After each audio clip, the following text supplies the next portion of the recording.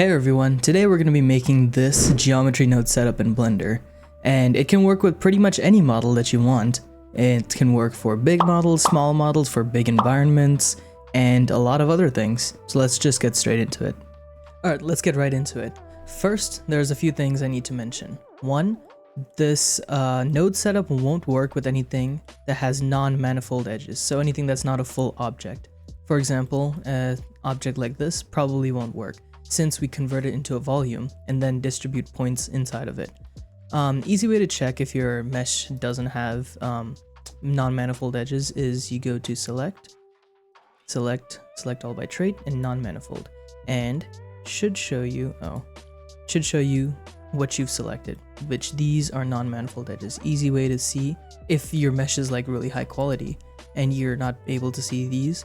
One, you could always just turn this on, much easier to see. Or you could just turn on statistics and it'll show you how many you've selected.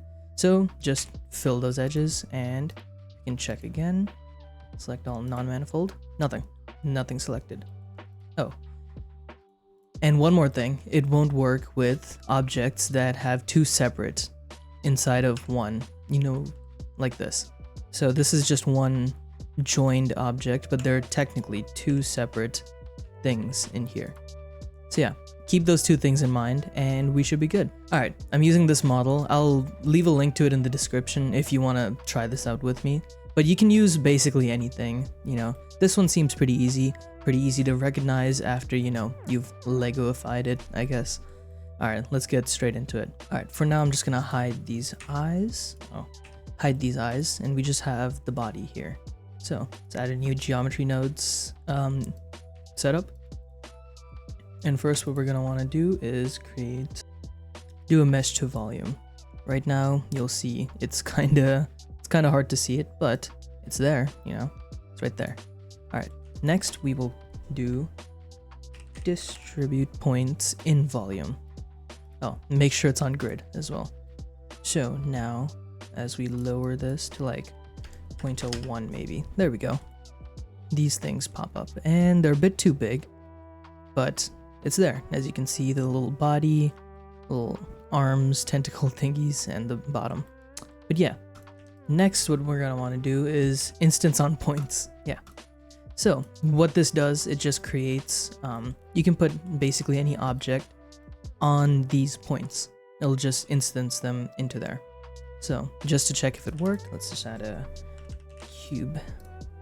Just put that in the mesh, put into instances, and there we go. This is way too big right now, so let's just scale that down. There, so you see, you could probably tell where we're going with this now. And you can obviously turn the spacing down to make it more high quality, more high resolution. But for now, let's let this aside and let's create our little Lego brick. Alright, so bricks, consist of this part. Just scale it. Actually, wait. Make sure you do this in edit mode so, the scaling isn't off. Alright, let's scale it on the Z 1.3 maybe? Seems about right. Alright, next we need to add a cylinder, right? 24 should do, or even 16. Should be enough not to notice. Yeah, that should be good enough. Scale it to like about there, maybe? I think it goes about there. Yep, that looks like a Lego brick. There, it's a little Lego brick for us. Now, yeah, make sure these are all joined together and make sure all of these are at their default value. So 1, 0, 0. I think I'll add a little bevel. Just a little bit. So, we can shade them smooth and it'll work perfect. That should be enough. Mind you, we don't want too many triangles because we're going to be instancing this a lot of times. So if your PC can't handle it, this should be enough. 88 is not that much, but yeah. Since mine can handle it, I'll just do that. And we shade it smooth. There we go. So let's rename this to Lego. There we go. And we could just hide that. We don't need this anymore. Alright, let's go back to our little squid. Right now you can't see it, but we drag this Lego into there. Or add an object info node and just put this to your Lego. Put the geometry to instances, and there we go. That is way too big right now, so let's change the scale with just a value. Makes it easier to, just do that. But yeah, if we scale that down, you'll see that our thing is made of Legos now. But there are two problems. One, if we want the spacing to be a little less. Alright, having a single value is much more convenient to, change your scale. But the problem is if we change the scale of this, it does not change how many of them are there, which, they have to stay at least consistent. So the spacing needs to change with the scale. Or technically the scale should change with the spacing, but same thing. Alright, so we're just gonna plug this into here as well, which, that looks good. Alright, let's make sure our Lego is to scale. Yeah. So if we take everything, just scale it. Wait, you make sure it scales by the 3D cursor. So just do that. It's fine. We can see, right? Scale that down just so. There we go. Just so this works. If your object doesn't work, because I think it's an issue with this being not one, or yeah, not one. But that's fine. If it works for you, it works. Alright, now see, another problem arises. Since our Lego isn't actually square, it has a little bit of overlap right here. That can be pretty easily fixed with a add right there. Instead of adding, let's change it to multiply. And this is why we need to make sure we remember how high this is. So just do this to 0.3. And there we go. All of our Legos match perfectly with the model. And this is pretty scalable as well. So instead of putting a value here, let's do that instead.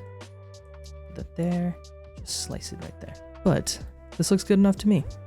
And we have 11,000 objects, which is not a good thing. So to optimize for that, let's make it, so let's put these back here. So the problem that we're having, actually it's easier to see like this. The problem that we're having is that if you go inside, you see, not sure if you can really tell, but I can't either. All the Legos are still rendering, or they're being instanced inside of this object, which we don't need that since we only really need the outside, just the shell. Alright, so to change that, let's first, we need to delete all the points that are close to the middle. So we could probably do that with the geometry proximity. There we go, geometry proximity. So we just take the output from here, since that's what we're using anyways. Put the distance to greater than, I think? Greater than a certain value. And then we put that through a delete geometry. And before we instance it, we'll delete any geometry that's inside. Right now, it shouldn't really do anything because it's just going to be 0. Oh yeah, let's put it to point. Yeah, it shouldn't be anything. But this result, this is a boolean, yeah. Put that to selection. Alright. So now we just need this value to be bigger, which we can also just take that from here. So it's easier to control.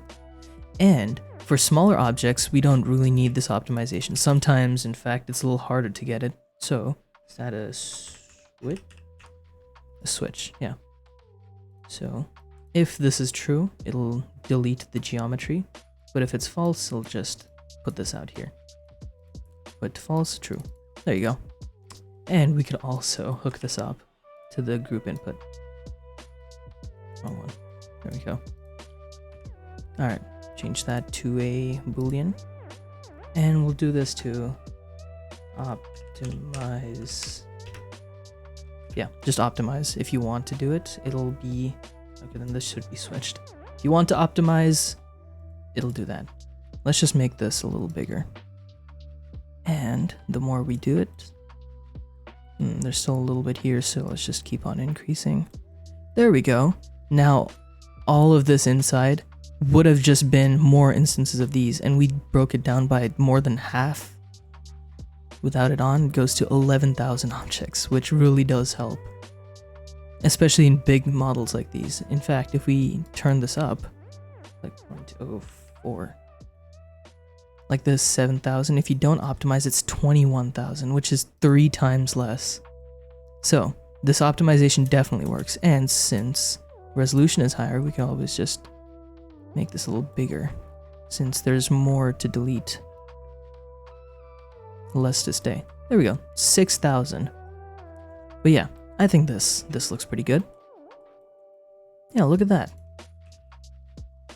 It's a little hard to move around, but that's fine. All right, let's just enable the same things for these two. Oh, and let's just also add a material, set material node here. We can also put this to this. So we can also assign the material from here, which is perfect.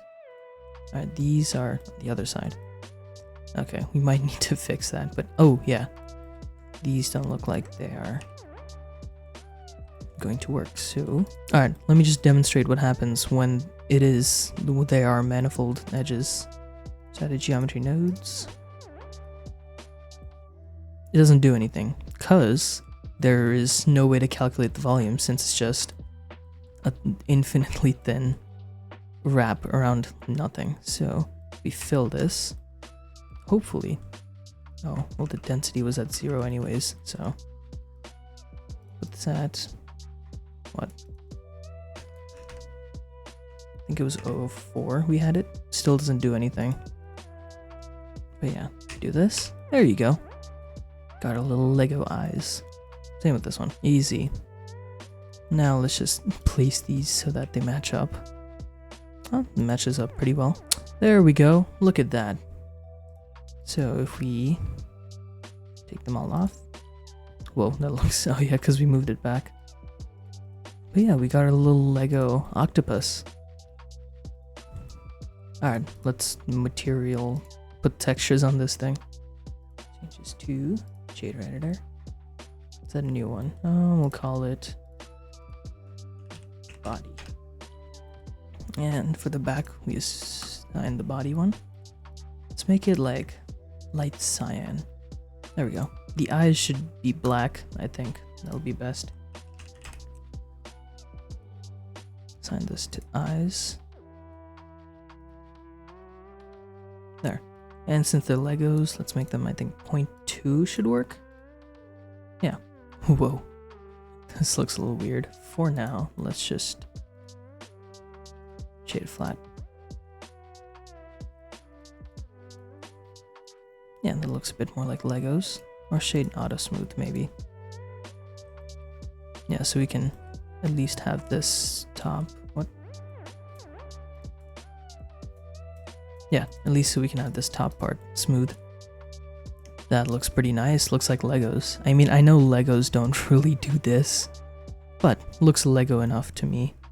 And I think maybe we need to increase the voxel resolution, which is this right there, voxel amount. This will just make it so that the initial volume is a bit more high resolution. So you see, the more you turn it up, the more roundish it's looking. So I think we do it to like 150. Yeah, looks good. In fact, we could just put that in here as well. These, we can also decrease the voxel like quite a bit because it doesn't really matter as much. Actually, we should keep it like that. It also messes with the scale. There we go. We got our little Lego thingy.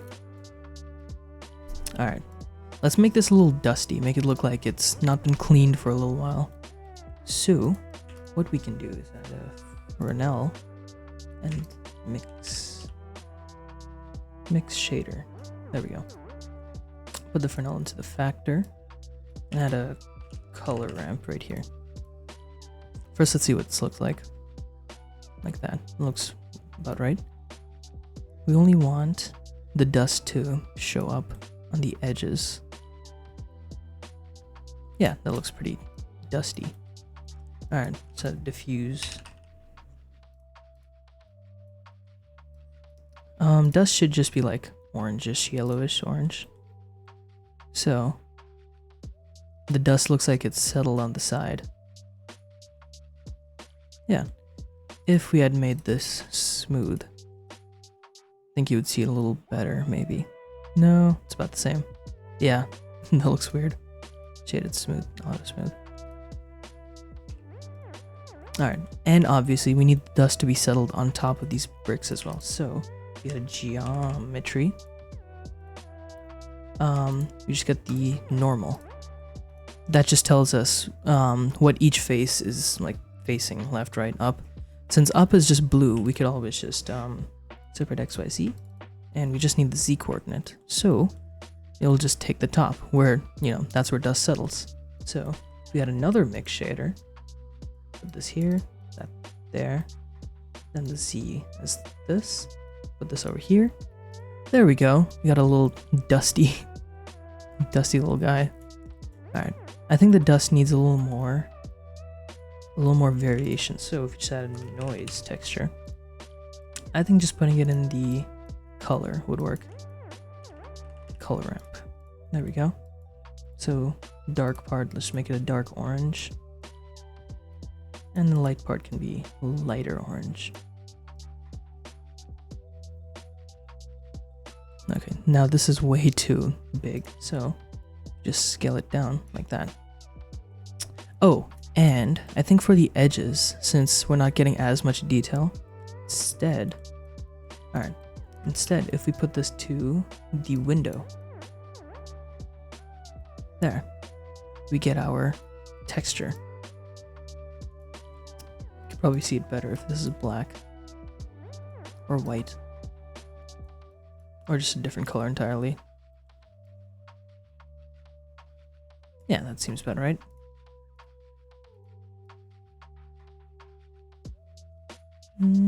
About there. There seems right. There. Now it's pretty sufficiently dusty. And I think this is too much, so if we just add a math, put to multiply. Yeah, about there should be right. Now if we go into cycles, there we go. Got a little dusty, a little bit dusty. And finally what we can do is we can add a subsurface modifier, or element, I guess you would say. Just put that all the way up. There, now these look like Lego bricks. Same with this thing. So let's just copy this whole node setup.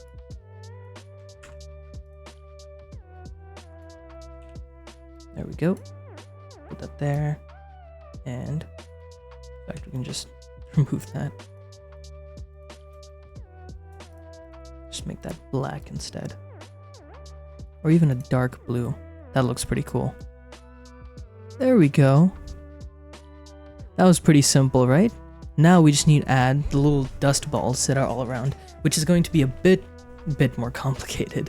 Alright, I set up just a basic scene here, you know, just a little background, the guy in the middle, and the floor, you know, just to make it a little more alive. Alright, next part, let's add our little balls of dust. Alright, so I had a full segment in this video just making the dust ball and the geometry node setup, but it took way too long and it's kind of out of the scope of this video. So instead I'll link the geometry node setup down in the description if you want to use the dust balls. If not, the scene works as well. Unhide everything. These are way too big. And they shouldn't be perfectly spherical. So just delete this for now. I think they need to be a little, what do you call them? Lopsided. Like that. About there, maybe. There we go. Oh, something cool I learned just the other day. If you press G, press B. You can select the vertice, select where to snap it onto. So, we'll be perfectly on top of it. There we go. Little dust ball on his head. Let's see what it looks like. There we go. We got a pretty nice scene here now.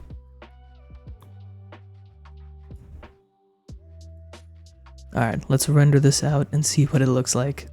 Alright, this is what the finished render looks like, and it's not bad, it's pretty good, but I think we can make it better with some compositing. So let's go there to the, first let's do that, compositing tab. Alright, let's use nodes, and first let's make sure to use the GPU. which will obviously just make it a lot faster. All right, first off, let's add some distortion, I guess. Some distortion. Normally I use radial distortion, but this time I think horizontal will work better. It's a bit more visible, you know? Looks pretty cool. And you can't sometimes, when you use the radial distortion, it makes the center image bigger because, you know, it distorts everything, which I don't really like. So I think horizontal will work a little better this time. First, let's fit that. There we go. So it looks like, you know, kind of glitched out, but just a little bit makes it look like the lens isn't good quality. So, you know, it's not focusing the colors in the right place, which makes it look real, which is what we're going for. All right, next, let's add some noise. So if we add a noise texture, white noise texture, HSV,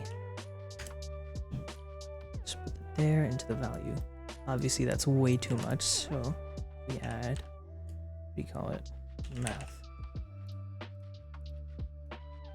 And just, or actually, I think it would be better to use a color ramp.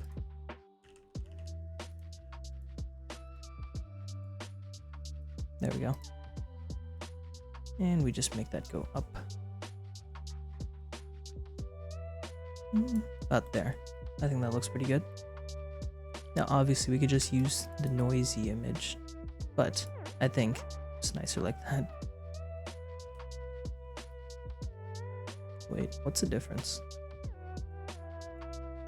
Oh. What is the difference? Well, this is just value noise, and the other one is all different colors. So I think it's better. All right, next let's add some vignette. So gradient texture, put that into the factor. Sorry, into the value, and we make it spherical. That's good. Color ramp. Set that to B-spline, and bring that up a little bit, like that. And then finally, let's translate the image. And wait, sorry, scale it. There we go. We scale it about there. Yeah, I think that looks good. Get enough of the vignette on the sides that, you know, makes it look nice.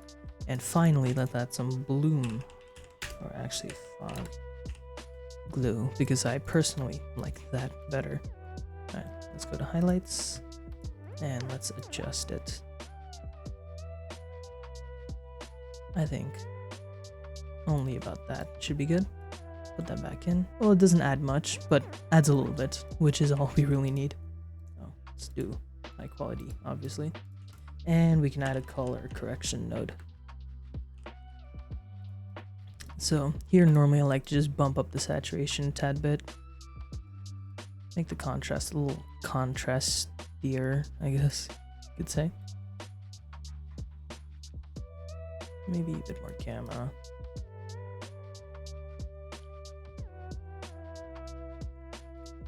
Yeah, that seems about right. There we go. This is our fully completed node setup if anyone wants to take a look. It's just this. It's pretty simple, but adds a lot more.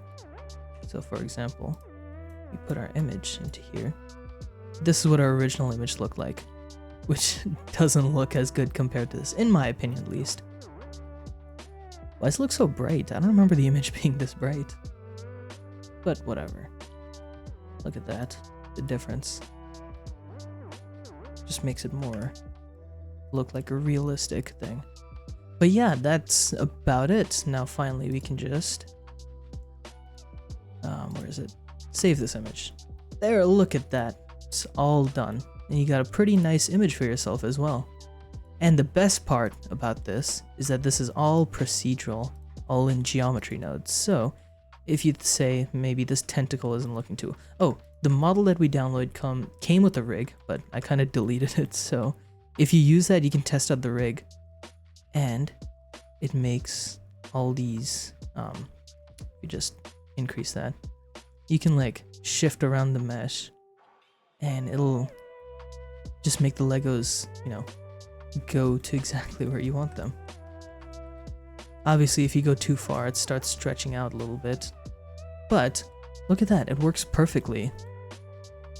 And this could probably work well with like shape keys and if you want to make people dance and whatnot. But yeah, there you go. It's a pretty simple way to make your Legos into, or make your models into Lego.